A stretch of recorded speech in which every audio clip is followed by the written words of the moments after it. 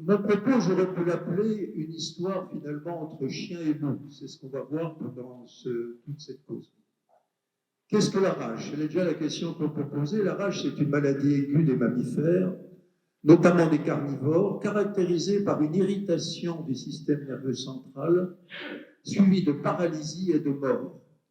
L'agent responsable est un virus neurotrope, souvent présent dans la salive des animaux infectés.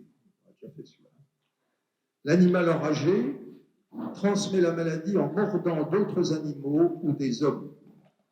Le virus de la rage présente donc une affinité pour le système nerveux, comme nous l'avons dit.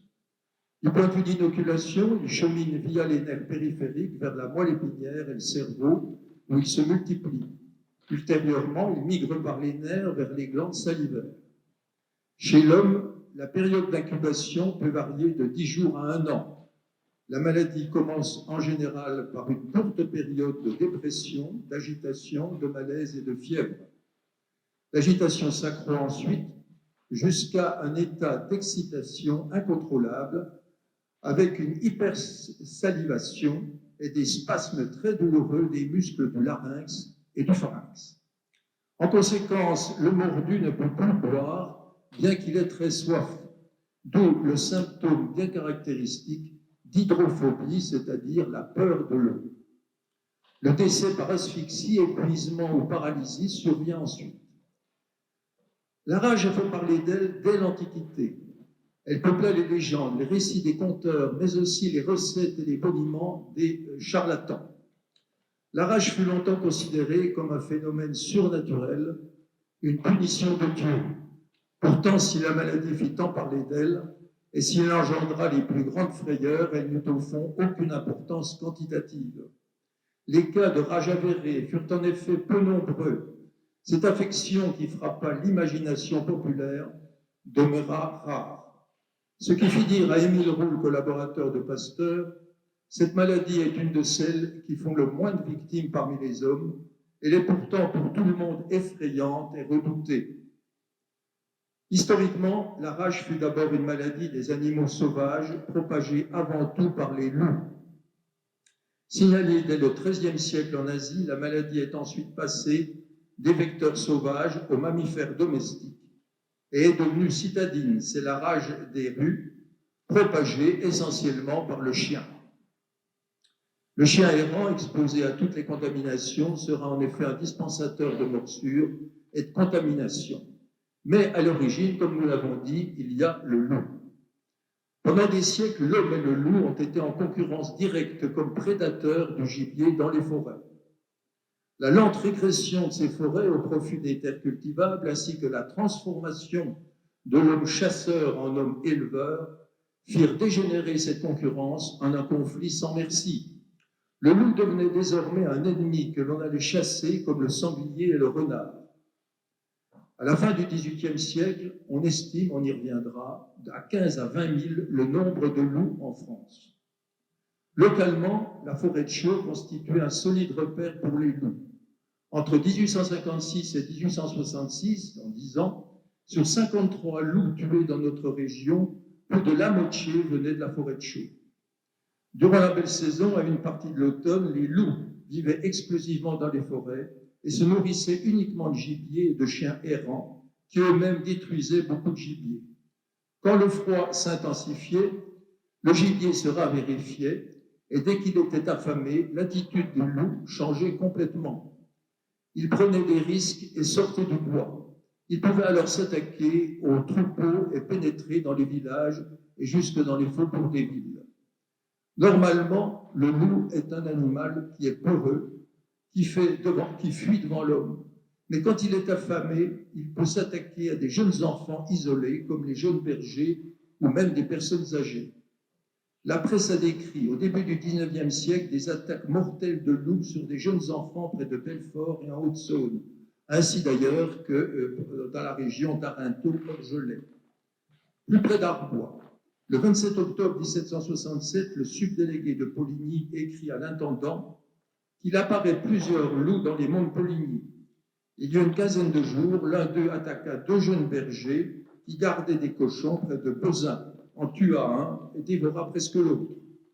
Plusieurs bêtes des villages de Pesin, Mirevel, Châtillon, Bly et Cranceau ont été mordues par un de ces loups qui ont tué 5 à 6 moutons sans en manger un seul. On craint que ces loups n'aient été enragés. Toutefois, Christophe Levallois, récemment, estimait que bien des attaques de loups contre des humains qui ont été relatées furent tout simplement inventées. D'autres réels furent le fait de chiens enragés, souvent confondus avec des loups. En fait, les attaques de loups étaient rares. En revanche, les risques que faisaient courir les loups enragés étaient bien réels. Le commandant Grand évoque un curieux épisode survenu le 20...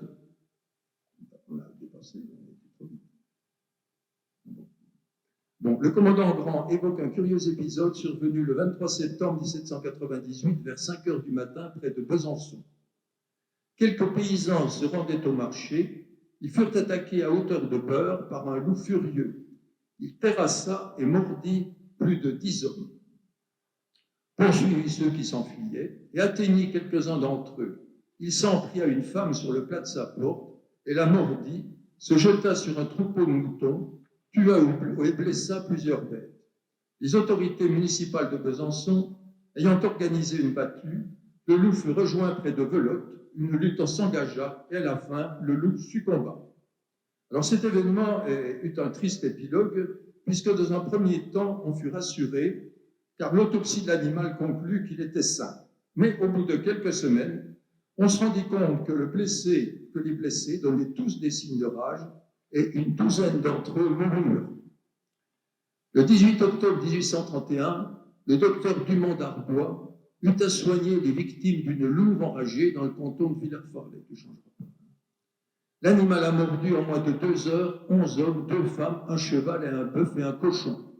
Plusieurs blessés furent cautérisés au fer rouge, les autres avec du chlorure d'antimoine. 5 d'entre eux sont morts de la rage. Voilà la version que donnait donc le docteur Rouget.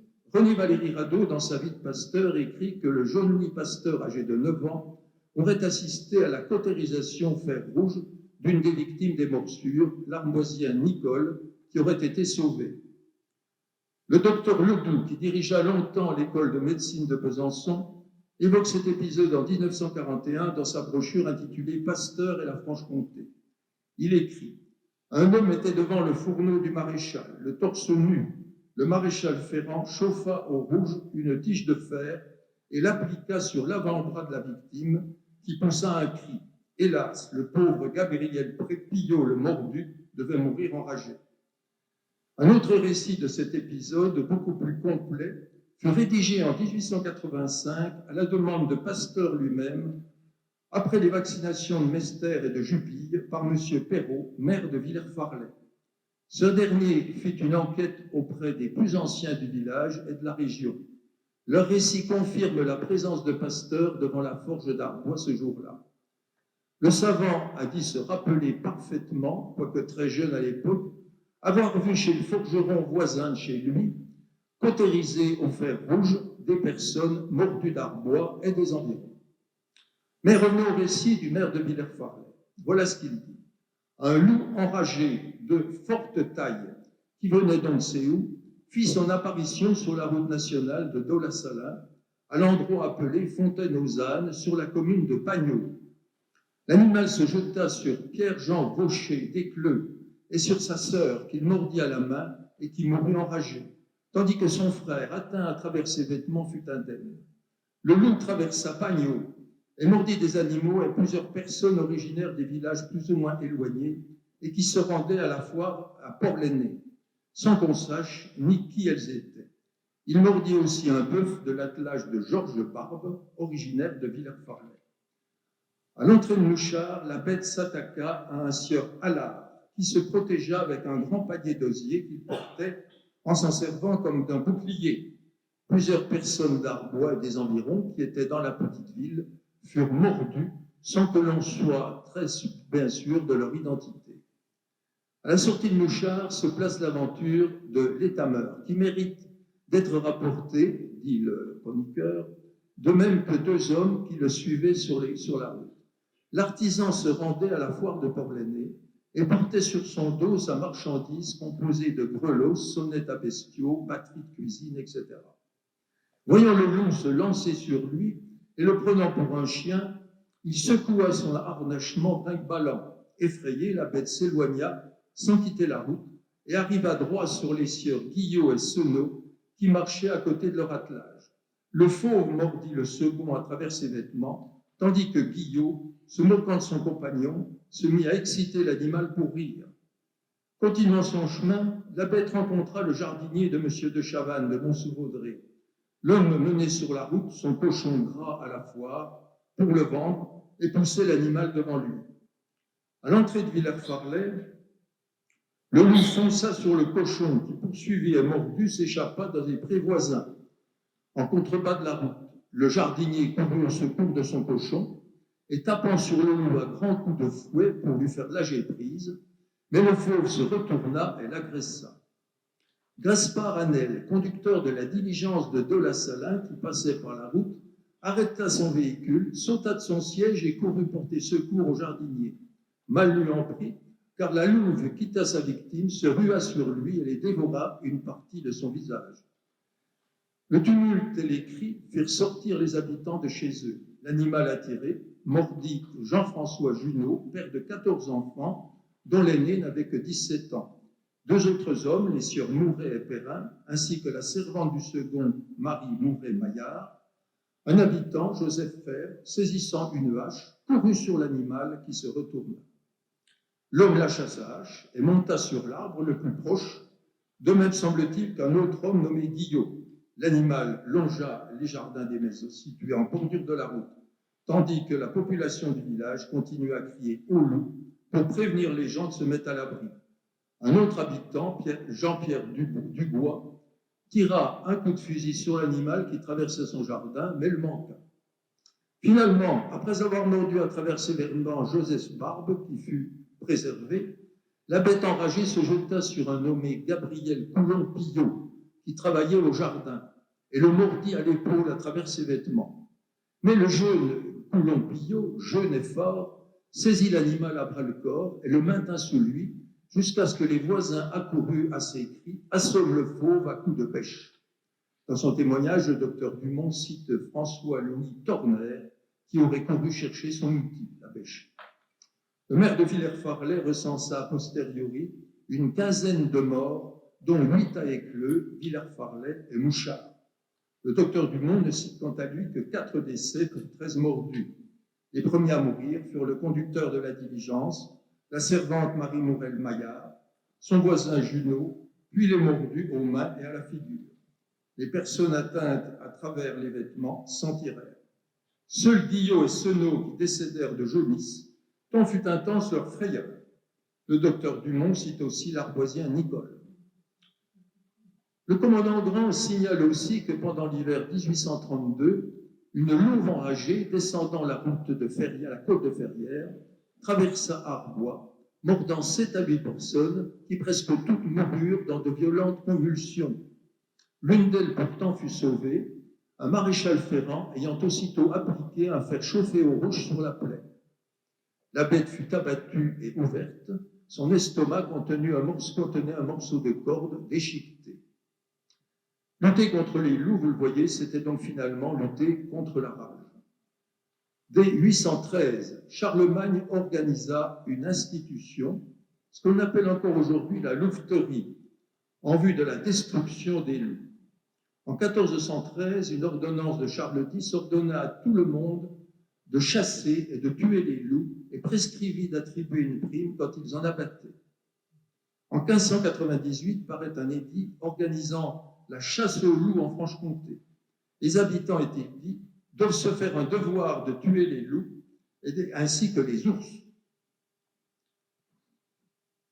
Il leur sera remis une prime par la communauté. Pendant la guerre de 10 ans, 1634-1644 à peu près, les loups vont proliférer, comme le relate Bernard Clavel dans son ouvrage La saison des loups que vous avez peut-être lu et qui se passe près d'ici. De 1775 à 1790, on tua 4843 loups en Franche-Comté. La Révolution supprima momentanément la louveterie mais augmenta les primes pour la destruction. Malgré tout, les loups revinrent en force. On estime qu'à la fin du XVIIIe siècle, ce qu'on a dit tout à l'heure, le nombre de loups en France approchait 15 à 20 000. On donna des instructions pour les piéger et les empoisonner par la strychnine. Au cours de l'année 1819, on tua 30 loups dans le Jura. L'entreprise de destruction se renforça encore, car les paysans disposaient maintenant d'armes à feu. Malgré tout, les loups étaient toujours présents. On raconte que vers 1840, par un dimanche d'hiver neigeux et froid, une vieille dame de Faramand quittait sa demeure de bon matin pour assister à la messe de 5 heures. Sortant de l'église, la grand-mère pressa le pas, de crainte d'être prise dans la neige. Elle entendit alors derrière elle des pas légers. Elle se retourna et crut reconnaître un gros chien, mais il vit 2 grands yeux qui flamboyaient dans une tête très maigre. Elle se mit alors à courir en criant « Au loup, au loup !» Les faramandiers sortirent avec des fourches, des pioches et des massues.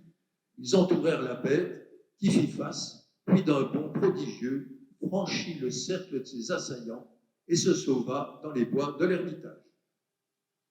Le commandant Grand, quant à lui, signale encore le 7 février 1851, son grand-père Altin Versel tua dans le bois de Changin un loup de pelage blanc dont la peau servit longtemps de descente de lit à la famille.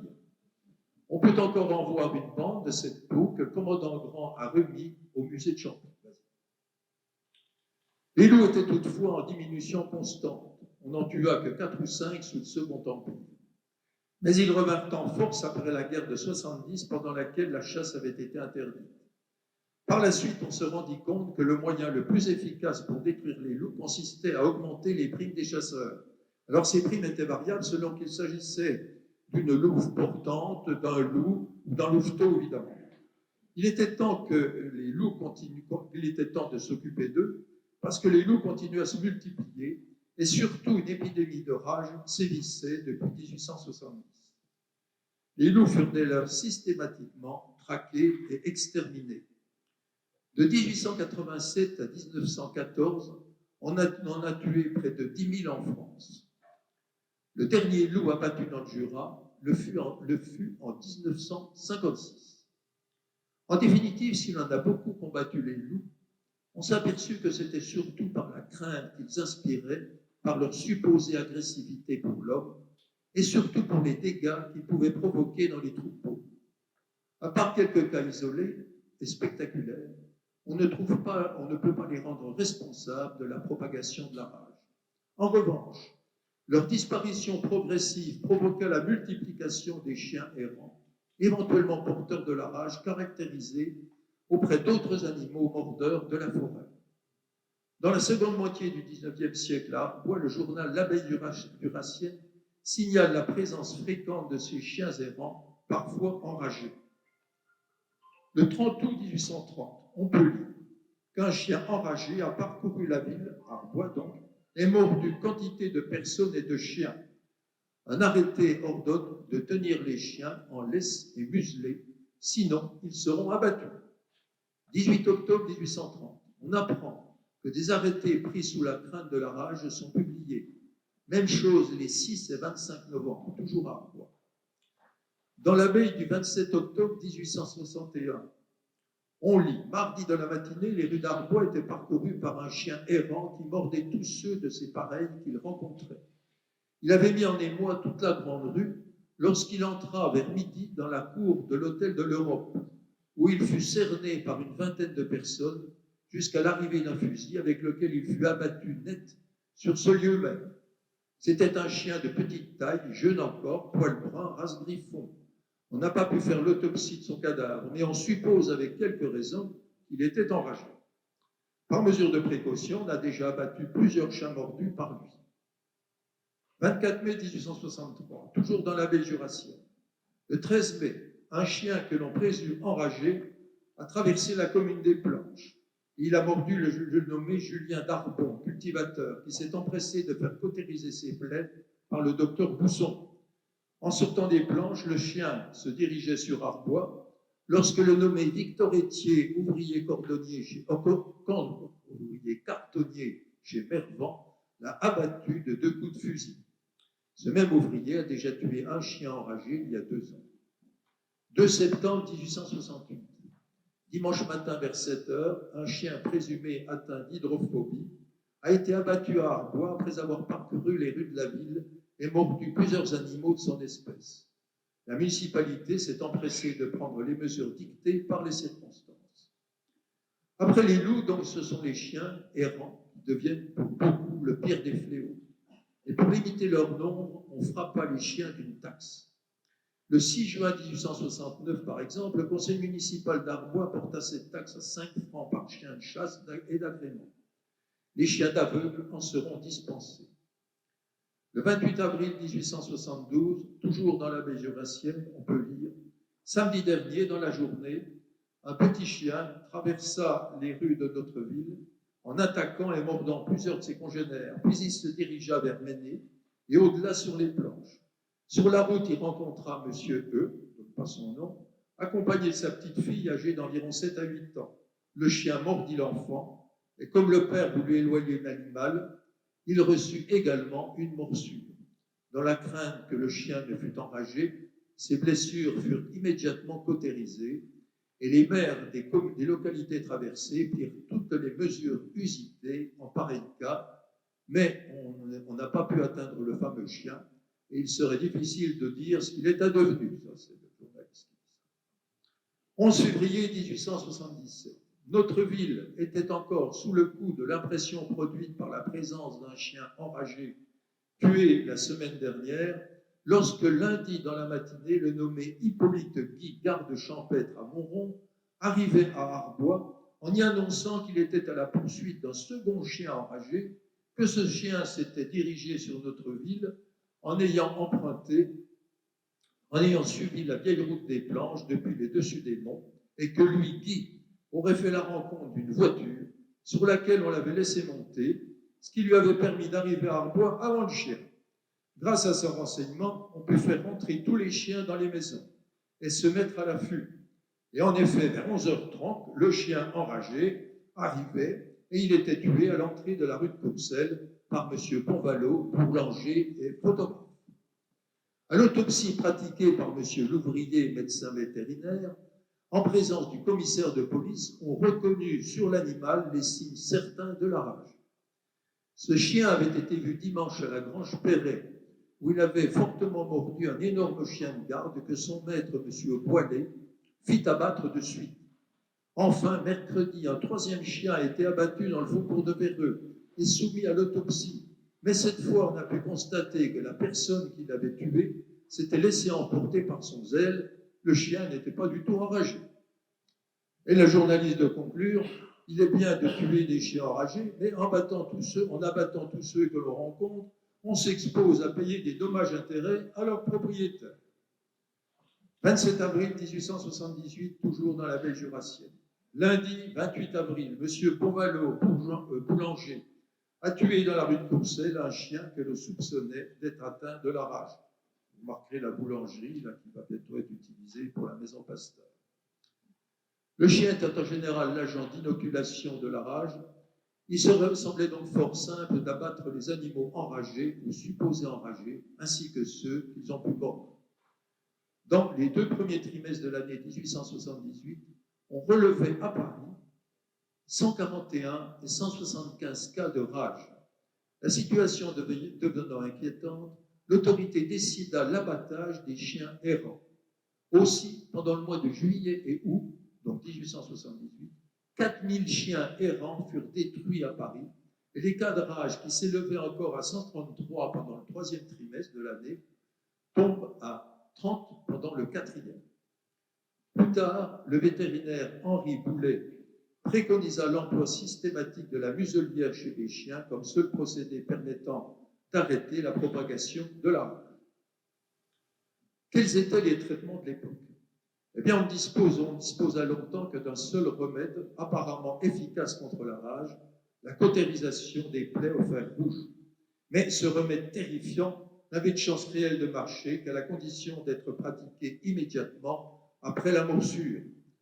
Dans notre région, par exemple, avant la Révolution, on se rendait souvent à l'abbaye de Rosières, près de La Ferté, où se pratiquait un traitement sacré d'un usage très ancien sous l'invocation de Saint Hubert. À la sacristie de l'abbaye, il y avait 2 croix métalliques qui étaient déjà là avant 1650.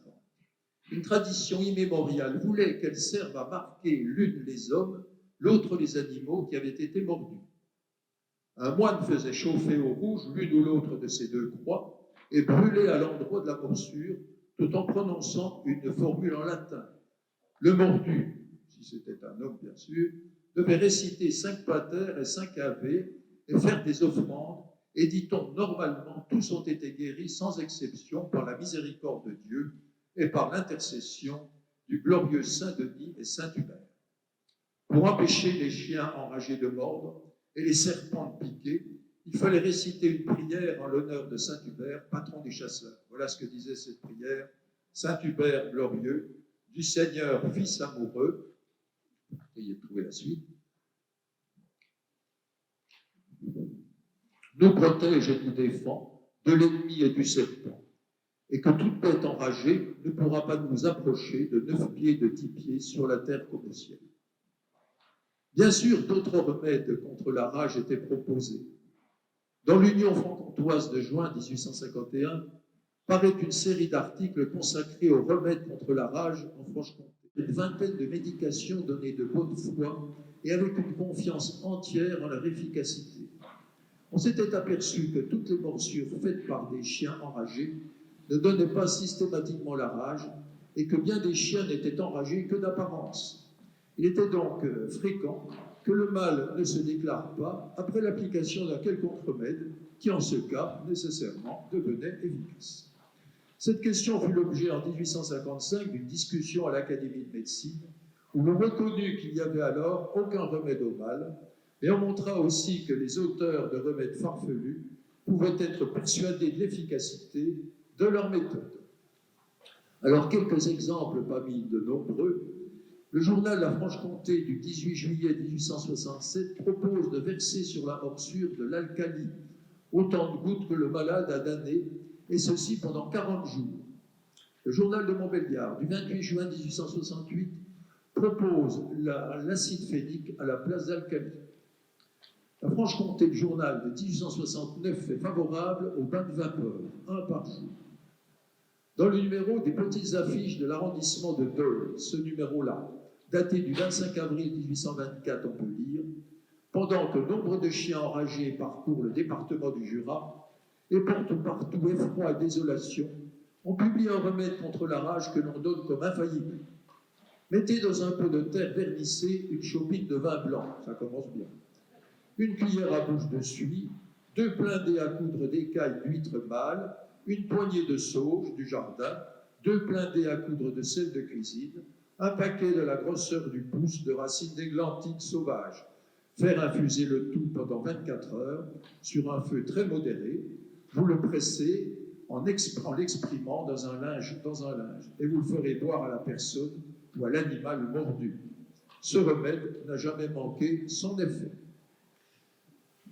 Alors, Pasteur consultait, paraît-il souvent, merci Madame Descamps de nous avoir signalé ça, Pasteur consultait souvent le Manuel de la santé, ouvrage de vulgarisation médicale écrit par le chimiste François Vincent Raspail en 1867.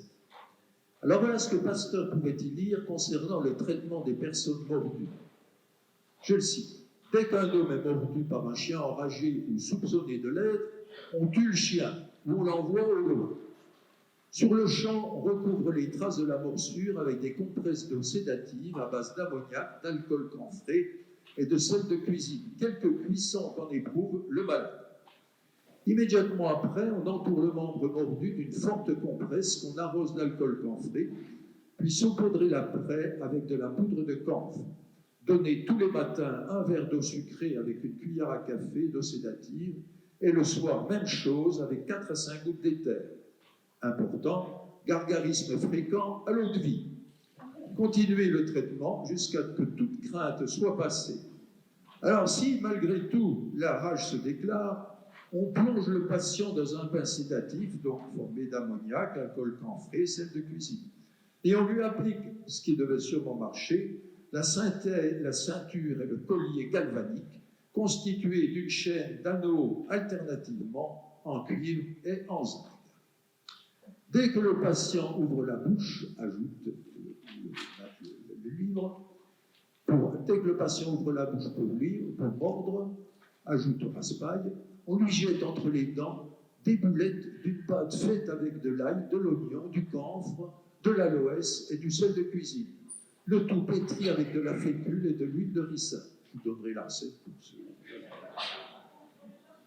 Et raspail de conclure. Essayez donc, à la première occasion, ce traitement.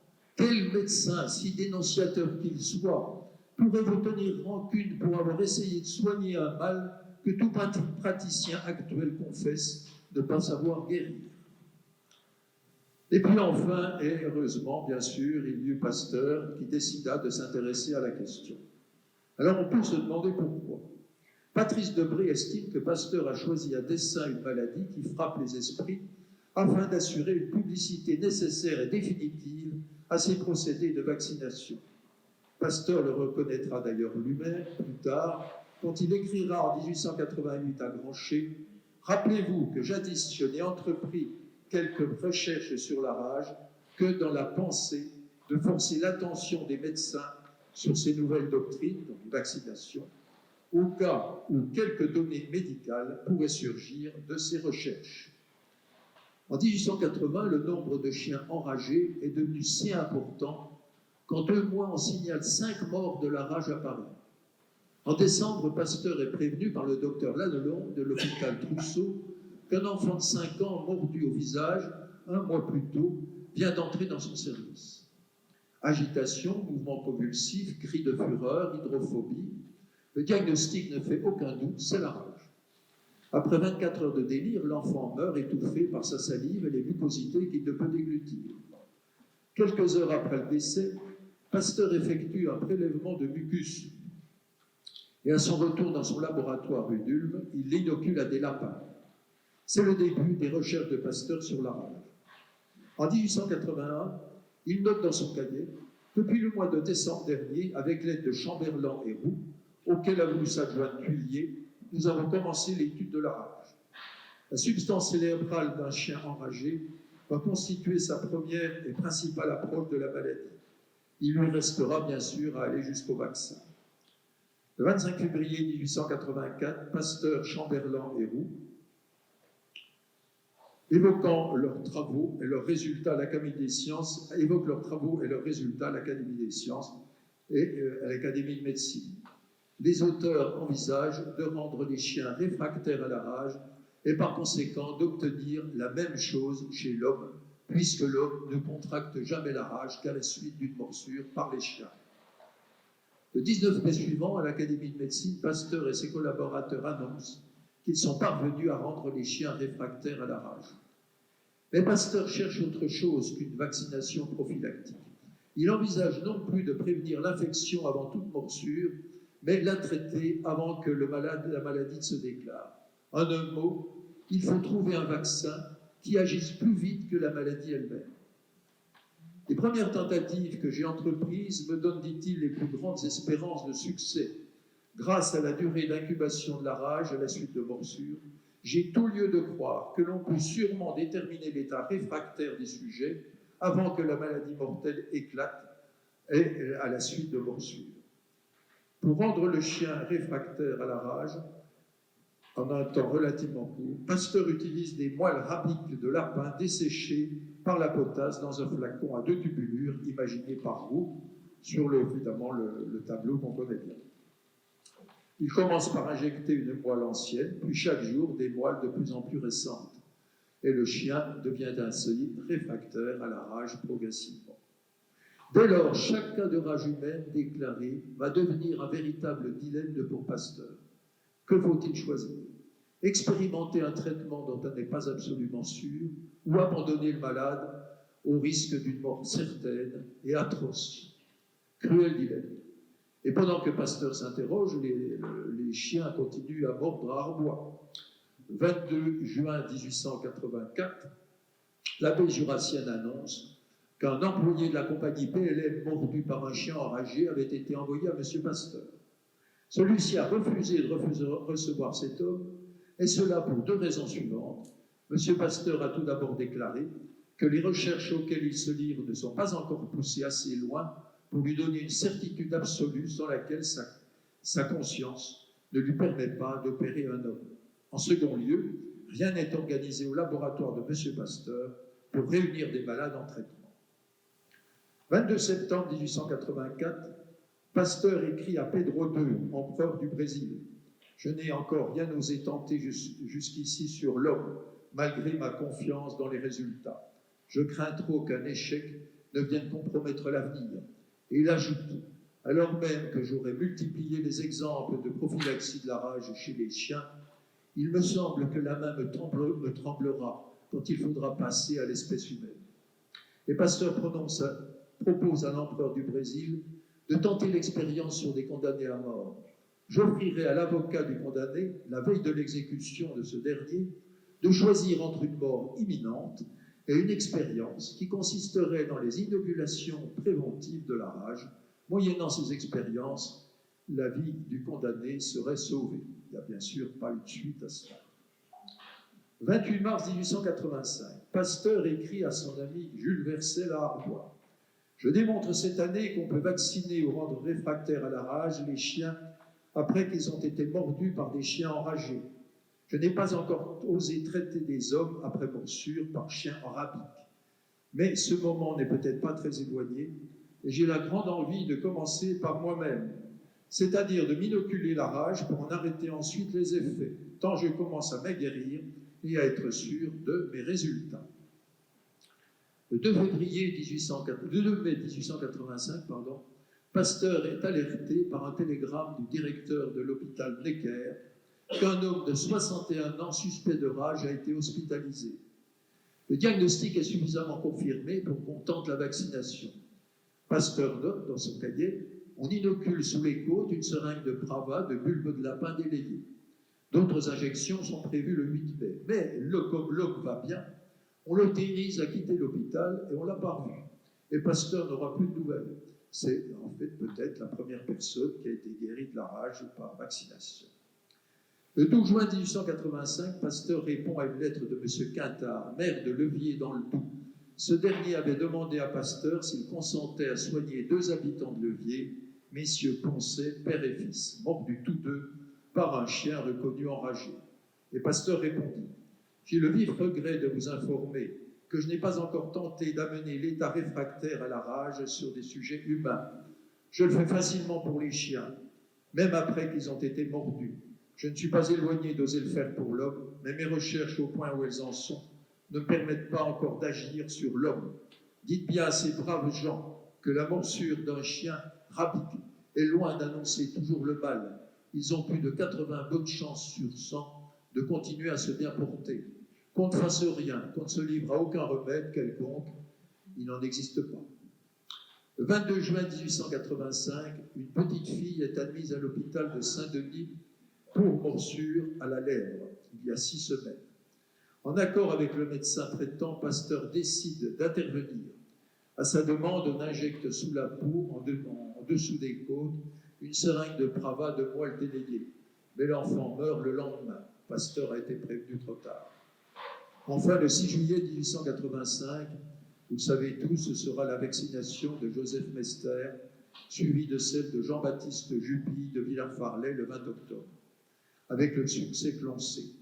Le 26 octobre, Pasteur peut déclarer à l'Académie des sciences « Je suis arrivé à une méthode prophylactique, pratique et prompte, dont les succès sur le chien sont déjà assez nombreux et sûrs pour que j'aie confiance dans la généralité de son application à tous les animaux et à l'homme lui-même. » Les résultats chez l'homme sont tels que Pasteur décide de créer un institut vaccinal contre la rage à l'aide d'une souscription internationale.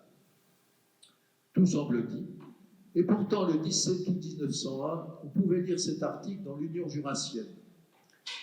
Au moment où la ville d'Arbois va élever une statue à Pasteur, nous n'enlèverons rien à la gloire et au mérite du savant en disant qu'il existait avant lui des moyens de guérir la rage.